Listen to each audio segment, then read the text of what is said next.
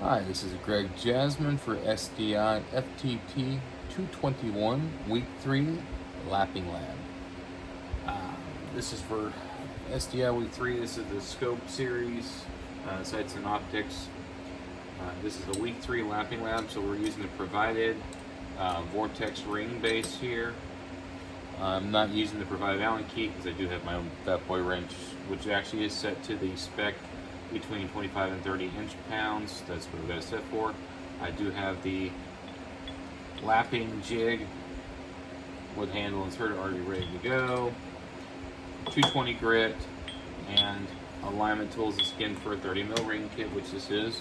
What we're working on today is the bolt carrier group, or basically the rifle upper for an AR pistol platform. Notice there's no lower, there's not even a bolt carrier group. I'm able to put my finger in here, so this is not considered a firearm. See, checks don't apply in this case. If you're not seeing it demonstrated, that's why.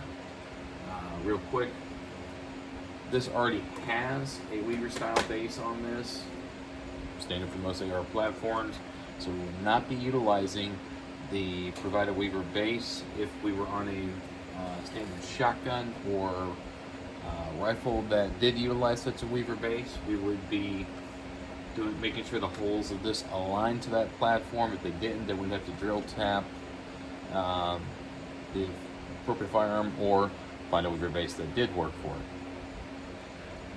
That one I would probably recommend using actual red Loctite instead of the blue purple. Shelby know we are using no Loctite at this time. This is just for the lapping labs. So first things first is we want to go ahead and get our rings on board.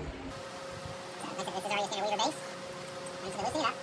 I'm placing the bar, or screw bar, we're going to call that, of the rings on. And right now there's finger tightening, we are trying to establish placement. Now I'm putting mine fairly far forward, assuming a long night loop. This is a semi-automatic firearm. So this is just finger tighten. Again, once we're at that final point, these would be Loctited into their joints. I'm not worried about that right now. So we're going to go ahead and remove the top rings. This particular model of Vortex rings that only has a single screw for each one. And even though they're identical sets of rings, I am still going to keep the screws and rings in their current position. It's actually a fairly universal kit, so not something you really have to worry too much about. I'm glad to on screen, I've got the instructions here pulled up on my iPad. You can also know that I do have some isopropyl alcohol spray here. And this is just simply to wipe away the lapping compound of the bits. For good cleanup and such. There we go for that. So now we have that. We're going to go ahead and place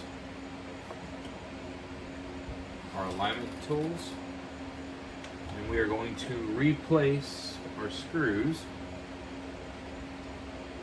We are not torquing this down to full spec. At this point, simply because again this is the alignment tool, we need a little freedom in play. So we don't want this super tight, we want to be able to move this back and forth. Go ahead and place the second alignment tool. Really touch. We're going to go ahead and begin going to install our rings. We are not tightening these down. We want to see our alignment. Alignment is key. And for those of you watching at home, the full-length video on there will be placed up. Well, I say on there that's not quite true. The uncut for time, because of course the time limit for SDI. Alright, and if you forgive me here, I'm going to go ahead and move the phone over so you can see the actual alignment of this, how the placement works. So you can see me. There is your alignment.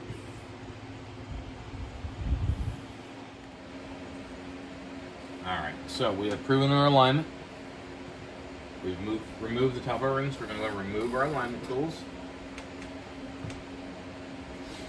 Now, the alignment compound. Oh, what joy. I apologize here, I actually forgot my keycaps. So we're going to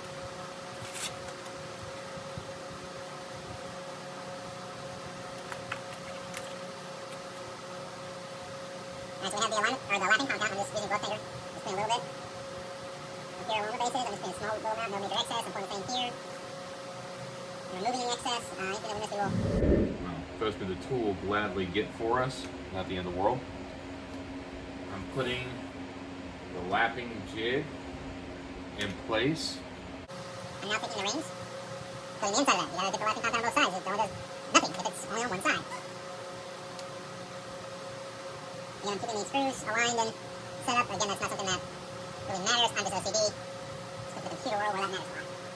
Alright, so we're done with the wrapping compound. Maybe this stuff on you guys doesn't really matter. Wrapping compound is basically liquid sandpaper. Not that big a deal. Now, we are going to put this down tightly. Making sure I've got a good alignment here.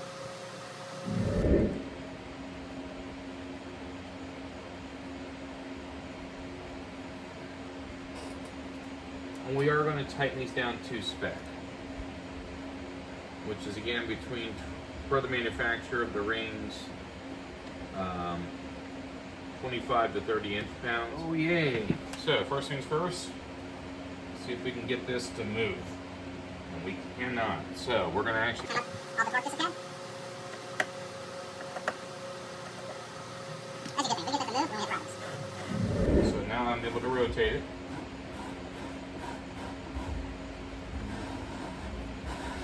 That's the first part of this.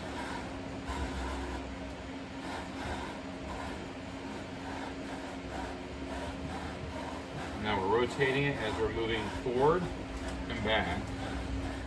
We're going to clean off the lapping compound. We're not going to clean it off with the lapping tool just yet.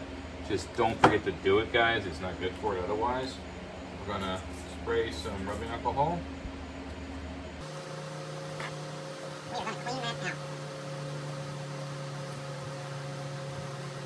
Can't stress this enough. Make it as good and clean as you can. You don't want to damage your scope. So just to show you guys for context, hopefully you can see it there that it is, and that's how it looks like on the other guy too.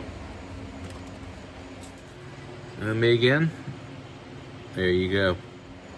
Not too bad again. So West Hunter, it's an HDS 1.2 to 6 variable by 24 millimeter front objective lens. More of a field scope. The nice thing I can say is it is actually ballistic turn adjustable, which not too bad. All right, we're gonna go ahead and see here, and we're gonna set forward again. We haven't set eye relief, so we do have to be careful. What you see here that we do have this at an approximate 90-degree angle to the barrel, so we're looking at spacing, forward fitment. Is it going to clear the charging handle? Now in this case it would not clear the front sight, however it does not interfere with the operation of the firearm, so in this case it's good to go. So we're going to come back here with our rings. Put some compound there, work its way around. Probably doesn't help that on my fingers. Again, I am not tightening this to spec just yet. You must see what your ring spec tightness is, ladies and gentlemen, because if you screw that up, you over torque it, you can crush the tube, and that completely damages your eye relief, everything. It affects how the light comes through the tube, so it can actually affect.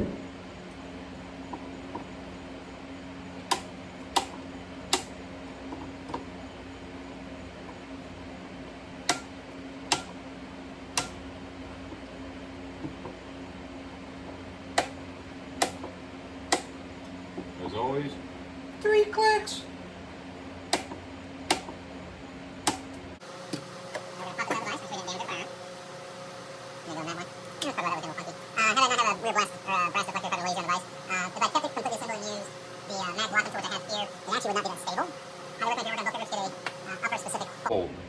But here I want you to see this. This is part of the SDI requirement. Apologize for kicking the camera there.